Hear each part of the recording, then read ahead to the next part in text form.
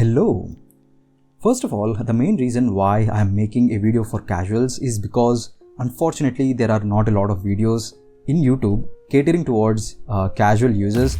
So the first thing is Deadlock is already a very niche community, right? So most of the videos that are available in YouTube are mostly for competitive or esports related. So I want to make videos catering towards casuals, making it easier to actually get into Deadlock. So that's why I'm making these videos, and I actually made other videos catering towards casuals like items for casuals or how to play with a controller. So I will leave them in the cards as the video goes by. So if you're interested, then definitely consider watching them. But actually let's get back to the video.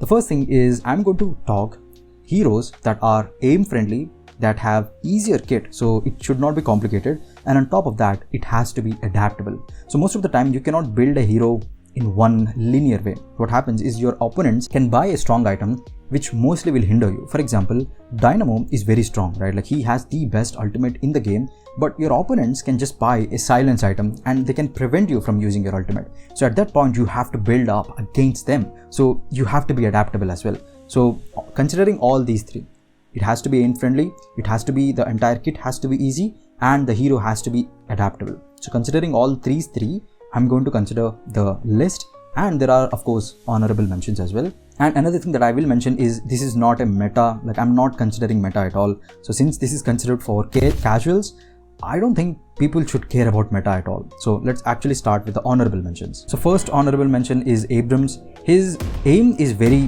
friendly, like you can actually just shoot very easily.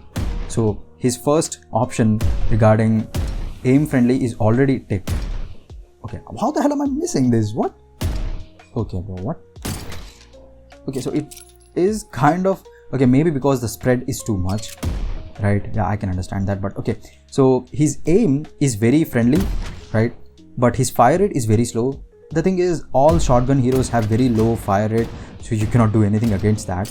You can buy fire rate items, it will improve, but honestly, that's not what you should be doing with Abrams, because his entire kit revolves around just living. Basically, he's the tank. So his third ability, which is a passive, the more damage you take, the more regeneration you get. So this is pretty good. And his siphon life also gives you more tankiness. The only problem is his second ability, which is shoulder charge, which requires some aiming. That's the only problem, because you know, with a controller, it's kind of hard to do melee or do shoulder charge. So that's my only gripe with Abrams or any other close range, is that, you know, once you get towards your enemies, the movement becomes very high, right? Like they can move or they can dash. So you have to move quickly, like you have to change your directions quickly. So if you are not good at aiming, he becomes kind of annoying actually. And if you are playing with a controller, he is not a good hero to play. So that's the only reason why I'm keeping him in honorable mention. But he is a very strong hero. And when it comes to meta, he is still picked in esports events. So yeah, he is a very strong hero, but it requires you to aim, which is not that much of a big deal. But yeah, so yeah, let's move on to other honorable mentions. So there are 4 more honorable mentions. So yeah, let's actually start. So in the second honorable mention, I'm keeping Paige. So Paige has a very strong weapon, which is book, which is weird, but her bullets can actually pierce through enemies. So if you buy split shot, then yeah, she can do a lot of gun damage. She's very adaptable. Like you can create gun build with Paige, you can build spirit lifesteal, bullet lifesteal, you can be a great support, you can be a great spirit damage. So you can do whatever you want with Paige. But yeah, the only problem is the initial startup is very slow. Like she's the weakest character, and the main reason is her bullet velocity. Like she has the slowest bullet velocity. So most of the time what happens is in laning phase, you will miss your shots all the time, almost all the time. So it gets very annoying. So you have to build up bullet velocity or fire rate items. So yeah, you have to do something. So she's not immediately strong. She can get Goomba stomped by a lot of heroes. So that's the only problem. So you have to be very careful, you have to be patient, but she can get strong as you progress. So that's the only problem with Paige. But apart from that, she's pretty strong. Her one is unfortunately a bit unreliable. So unfortunately, if you do not aim it properly, let's imagine you just aimed at the wall, unfortunately. It just goes in a random direction. That's the only problem. Imagine if you want this to go in that direction. Well, yeah, it's not going to work. So it's very unreliable. That's the only problem. And most of the time what happens is it just goes in the reverse direction. Yeah, very good. So you have to aim it, or else it's just a pointless item. Her kit is very strong. You can become strong. You just need a lot of patience, and you just need that building momentum. But yeah, let's actually move to the third hero. So yeah, Dynamo is my third pick. He's actually very fun. I'm actually trying to build a healing tempo. So what I'm doing is I'm just jacking up my rejuvenating aurora. I'm just going to call it healing ring. So yeah, I'm just going to buff the shit out of this, and as soon as my friendlies get healed, they get healing tempo, so they gain movement speed and fire rate. So it's a very fun build that I'm trying. So yeah, he is a kind of fun, like you can build anything, gun, stomp, like you can do anything. But the thing is, I feel like his kit is very strong as a support. So if you like to build a support build, then yeah, he's a very good or fun hero. I know a lot of people praise his ultimate, which is the best ultimate, there is no doubt about it. But the thing is, your enemies can build silence items. Like for example, they can just buy silence wave, which prevents you from using your ultimate. So not only silence wave, but there are other silence items as well. So it just makes you, it's impossible most of the time to time your ultimate correctly. So he is a very risky, because once you have a Dynamo in your opponent, most of the times what you do is you build a silence item towards, like, to counter Dynamo. So yeah, it's, even though his ultimate is great, timing his ultimate is the most important, or else it's just a pointless ability. So that's why I'm building a support build for Dynamo. The thing is, you need to have at least some good game sense, and timing and everything requires some memory build up. I don't know what to call it exactly, but you need to get used to this, right? So till then, I will keep playing as a support, but after getting enough playtime with Dynamo, I think I will play as an ultimate basically. So yeah, I would say if you are very afraid to actually use his ultimate, which is what I am, like I am afraid to use his ultimate, because if I use it and if it is pointless, then the timing for this is 230 seconds, one of the longest cooldowns. So almost for 4 minutes you are completely useless. So yeah, that's the biggest unfortunate part about Dynamo. So yeah, he's not easy, but you can have a lot of fun by building towards a more support hero. So since we are talking about support, so let's actually move to other hero. So in the fourth place, I'm keeping Kelvin. The thing is, dude, I do not like Kelvin and Warden's look. Not in the bad way, but you know, in the entire Deadlock theme, which is this occult, you know, noir aspect, I don't feel like they both fit that well. That's the only problem with me, and that's why I'm keeping him in honorable mention. The thing is, he is the best hero right now in Deadlock Night Shift, which is the esports event that I'm talking about. Kelvin is banned all the time, so he's very strong. So honestly, he should be in the best heroes list, but I don't like his kit that much, and I find it a bit boring, so that's why I'm keeping him in honorable mention. So yeah, let's actually just talk about Kelvin. He's a very strong support. If you want, you can create a laser beam build also, which basically slows and reduces their damage.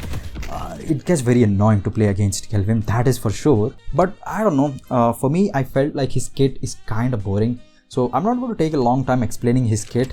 It's very straightforward. His frost grenade deals damage to enemies and heals your allies. Now you do need to upgrade to level 2 to actually do that, but after that, yeah, it's very strong. His ice path is very interesting initially, but after that, for some reason, it just wears off. It's like a very nice ability to have. You know, you can escape or you can gank your lanes, so that's pretty good. His Arctic Beam is honestly the most annoying ability to fight against, but you can basically create an entire build on this beam and you can annoy your enemies basically. So yeah, it's very strong. And his frozen shelter, which is this igloo that he does, yeah, it's pretty nice. But most of the time you can mess up your friends basically. You can either save them or you can just isolate them basically. So it's pretty good. Like, the entire kit is very strong, but yeah, I just don't feel like he is that interesting, so that's why I'm keeping him in honorable mention. So in the final honorable mention, I have Wraith. Honestly, Wraith is one of the most cool looking heroes, so I like that. So unlike other heroes, she's all-rounder basically. Like, you can go spirit, lifesteal, gun, like whatever you want, you can basically build with Wraith. So that's a good thing. The problem is very similar to Paige. Initially, she is kind of weak, but her default kit is very strong. So she has a very good ammo capacity initially. So 52 bullets from level 1, that's pretty good. And she has a built-in fire rate ability, so it increases the fire rate by 20%. That's pretty nice. So yeah, so it's up to you what type of build you want. So she's very open, you can do whatever you want with her, but the problem is, of course, very similar to Paige, like you need to decide what you want to do, or else she's very weak. But yeah, so these are all the honorable mentions. So let's get back to the actual hero list. So when it comes to Deadlock's lore, I feel like, you know, Valve is trying to make Ivy the Spider-Man of this universe. It very much feels like it, because, you know, she's a very nice person, right? I don't know if it is a person because she's a gargoyle, but she's a gremlin, but at the same time she's the savior of Spanish Harlem, it seems. So yeah, it feels like she's a Spider-Man of this universe. But keeping that aside, she is the most versatile hero, and for me, I'm just gonna straight up say it, she is the best hero for a casual.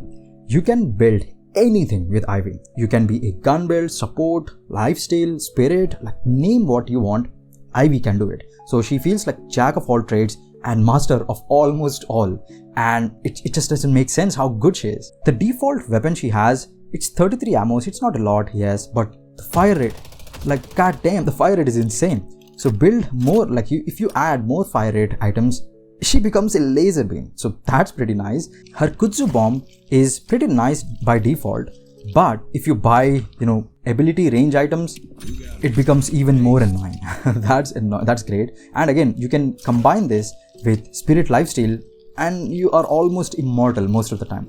And all her kit except Kudzu bomb, which does require some aim, like in casual aiming, approximate aiming, but remaining all her abilities actually does not require any aiming. Tether automatically tethers to nearby allies. Stormform, I think does require some aim, but it's not that important either. And honestly, Stormform is the best ability to like survive. I remember I was playing a lane against Great Talon, and he actually did a lot of fucking damage with his charge shot, of course. And I was almost about to die, and he immediately sent his owl to actually kill me. You know what I did? I just used my Stormform at the final minute as he was about to blast the owl, and I literally survived. So yeah, Stormform is insanely good. And imagine if Moen Krill is coming, you know, doing the burrow, you can just use Stormform to stun him. So yeah, Stormform is very good in survivability, in escapability. Yeah, she's very strong in that aspect, and even her ultimate is also very strong. Need a lift? First of all, her ultimate is huge, right? So I talked to you, right? Like it doesn't require a lot of aim. You just generally aim, like, okay, I'm just going to throw it. Yeah, it will hit your enemy. Like that's a thing that will happen. So you do not need to aim with Ivy at all, except her gun and her Kudzu bomb. But apart from that, she is so much fun. You know, my build is of course catered towards Thorn build, Kudzu bomb. I just named it Thorn domain expansion. So I just add every single thing to my Kudzu bomb, and it becomes huge. I do a lot of lifesteal. It's very fun. I don't know why, but yeah, she is the most fun and the best hero for a casual. There is no doubt about it. So let's actually move on to other hero. So very similar to Ivy, she is jack of all trades and master of almost everything. But unlike Ivy, she does not have any good escapability items. That's the only problem with McGinnis, is she cannot escape properly. Ivy has 4 stamina bars, while McGinnis only has 2. So she cannot escape in that aspect, and she does not have any ability that will help her get away, right? Of course, Spectral Wall is available, but it's not perfect all the time. But very similar to Ivy, you can build anything. Spirit, gun build, bullet lifesteal, spirit lifesteal, spirit. You can do anything. For me, my favorite is to actually use, you know, the turret build. So I just named it Pal World Turret. The first thing is I was thinking of keeping it as the other, IP, but I hate the company, so I just don't care about that title at all. So I'm just going to name it Pal World Turret. And honestly, Pal World is a better game than the other fucking game, which will copyright strike anyone who's actually using their fucking name, for fuck's sake. Okay, I'm just getting angry for nothing, but okay. So yeah, I love building turrets. So I just build everything. Surge of Power, I add Suppressor and Mystic Slow. So whenever my turrets deal any damage, they get slowed and they do less fire rate. So yeah, it's very fun when you are playing as a McGinnis, but it gets annoying when you are playing against McGinnis. So that's the only problem. But yeah, McGinnis is pretty fun. But when it comes to meta, she is not picked at all. But I don't care about meta. I told you, right? Like for casuals, it's not about meta at all. You can build McGinnis and have fun. Like it's not a problem. So yeah, let's move to other hero. So yeah, Infernus is in my third list. Honestly, he's very strong, actually stronger than McGinnis and Ivy. So why did I keep him in third position? It's because of his popularity. God damn it, dude, you cannot get Infernus most of the time because Infernus is almost always picked. And that's the only problem, is that he's very popular because he looks so cool and you do not get to pick Infernus most of the time. So that's my only gripe with Infernus. So I just gave up most of the time. Like I remember, I tried 5 times to play as Infernus. I think I got just 1 time. So yeah, it's very hard to get Infernus because he has a huge fan base. Not huge fan base, but he just looks so cool that everyone wants to play Infernus. So yeah, so most of the time you will not get Infernus anyways. So that's why I'm keeping him in lower tier. But Infernus, like every other hero that I talked about till now, can be the game setter or whatever. Like basically, he sets the tone for the opponents. So let's imagine you are playing Infernus, and if you go heavily into Afterburn, right? So you do a lot of damage with Afterburn, your enemies have to buy spirit resistance or bullet resistance to deal against Infernus. So basically, you're locking them against buying other items by making them buy, survival items. So you are locking their slot basically. So he sets the tone for opponents. So that's the strong part about Infernus, is that they cannot just neglect Infernus. Very similar to Dynamo, but Dynamo is very important for his ultimate. Infernus is very important for his Afterburn effect, which is far more forgiving. And when it comes to all the passive abilities, I would say Afterburn is one of the best. So very similar to Ivy and McGinnis, you can build Spirit Lifesteal, Bullet Lifesteal, you can build Gun, you can build Spirit, like you want, whatever you want, you can even do that. And on top of that, you can actually build a Naruto run build as well. So yeah, he is very fun in that aspect, but good luck getting him. But if you do get him, you can have a lot of blast. And I actually feel this way all the time, is that it feels like Ricochet is built for Infernus. So yeah, Infernus is very fun. Yeah, that's it. Let's actually just go with our 4th option. So in the 4th position, I'm keeping Haze. I think Haze has a very bad reputation in Deadlock community because she is one of the most linear characters. Basically, she is very heavily dependent on gun and vitality build because especially her ultimate basically does gun damage. So yeah, she is mostly a gun hero, and on top of that, she is the farmer. So if you go into a jungle and once you come out, you basically has 6 packs and on maybe 8 packs as well. So you get buff as fuck. So like Haze is a jungler, which is I think no doubt, because her fixation, very similar to Infernus, is a passive ability. But as you shoot your enemies, you add these stacks. So the more stacks the enemy has, the more damage you do. So it's a very simple thing. So again, very similar to Infernus, Ricochet and even Split Shot can actually be very strong with Haze. And unlike Infernus, who is actually a little bit taller, I would say, Haze is very small, very tiny, very slim, in a good way, of course, that she can just evade most of the time. So she's a very tricky hero to follow. And on top of that, Haze can become an animal. So if you keep dashing, she becomes a dog. That's a good thing about Haze, I guess. I don't know if it is a dog or a horse, but yeah, she becomes this. So I think you can have so much fun being a dog or a horse. But okay, keeping that aside, yeah, Haze is a very fun because her sleep dagger requires some aim, so it's not bad. But you do sleep dagger and bye bye. You just do your ultimate and they can say goodbye to their health. Sorry, I'm really bad at English. But yeah, Haze is fun. You can become invisible. You can do so many things. So yeah, Haze is in my 4th place. Let's talk about our final hero. So in the last place, I'm keeping the emo man. Actually, I think Victor is more emo when compared to 7, I would say. Yeah, I think Victor should be the emo character right now. So I mean, 7 is also an emo guy. So maybe I would say it's Tsundere character. Okay, let's actually just forget about it. I'm getting sidetracked. But 7 is my final pick. Actually, when compared to Wraith, 7 is not that good. But the main reason why I'm keeping him is his controllability. His first ability, which is Lightning Ball. Actually, the name is very simple, Lightning Ball. So thank God Valve is using very simple terms. But yeah, his Lightning Ball is very good in zoning out certain areas. So if you buy greater expansion, like ability range items, like for example, Guardian Ward, which actually gives you ability range, you can make it kind of big. So he's not only good in that aspect, but he's the jungler, very similar to Haze. So he can jungle very fast, and once he come out of the jungle, he is a Tarzan basically with 6 packs and 8 packs. So yeah, so he's very strong. But yeah, apart from that, his all kit is pretty strong, but unlike every other hero, you have to be a carry.